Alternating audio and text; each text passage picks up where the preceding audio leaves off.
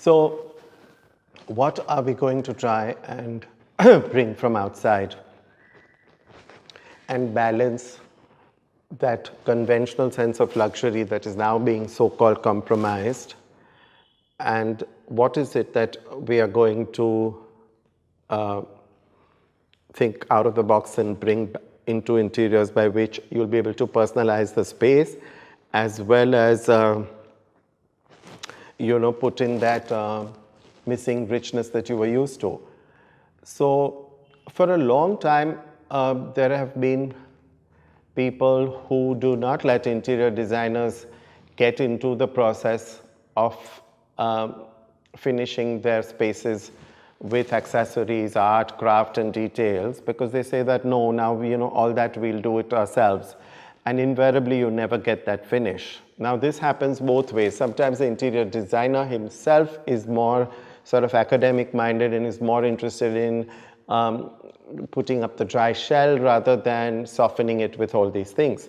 So as far as the client goes, I think he should be now ready to allocate a certain budget towards these things right from the beginning. And in turn, the interior designer should undertake a serious study, if not already aware of it, of all the things that he can recommend and bring into the site that will make it his site. Because after all, if you are going to bring in a lot of modular stuff from outside, materials are more or less common these days. So how is your site going to be different from somebody else's? Sorry. So one, I would say, is art. It's the closest cousin to interior design, I would say, within the creative community. So start doing your rounds of art galleries. If that is becoming difficult, surf around on the net. Most galleries put up their collections regularly. Try, even if you are not in the market, you must make yourself abreast of different categories and genres of art that are emerging, and their pricing, their sizing, their material sort of inferences. And once that study is done, at least you have a strong visual element to bring into your work. And with that, I think, to give it a sense of timelessness and history, I would start revisiting antiques if you haven't been using them, because A, it will mean you are sort of recycling. So if you pick up a vintage desk, or if you pick up an old chair, or an idol, or an architectural fragment, or even something natural like a piece of rock or a clam or a big shell, these things are going to make the space your own. They're going to add detail. A lot of your work now will also be promoted digitally, so you will need the perfect photo ops and graphic compositions. Some of those, of course,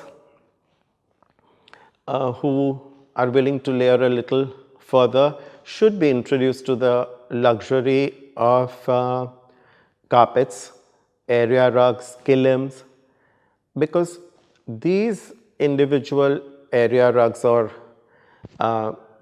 soft flooring will again replace the luxury of perhaps that marble which you didn't choose to bring because of the site conditions. And on an otherwise functional floor, if you layer these carpets and rugs, then again you will bring in a sense of luxury with personality. Light fittings, rather than constantly depend on light fixtures that are concealed into the ceilings, while you don't see them and they serve you very functionally, the problem is that they require so much coordination between the electrician and the false ceiling contractor and the guy who supplies you all the fittings, that those also may become hindrances in your site. So I would say that try and do a lot of other lighting. For example, with one of the most flattering ways to light up a room is to use body level lighting. So you do lamps, floor lamps, and table lamps. You put in uplighters behind plants, and you've seen it before. And with these kind of sources of light, again, by picking them from where they are, like an antique chandelier means, again, you've kept the carbon footprint low and recycled it. An old lamp, or so again, there is a balance, because this time we are not only compounded by time frames and touchability and physical inconveniences, but we are also affected by a vulnerable economy. So budgets are going to be very, very tight now.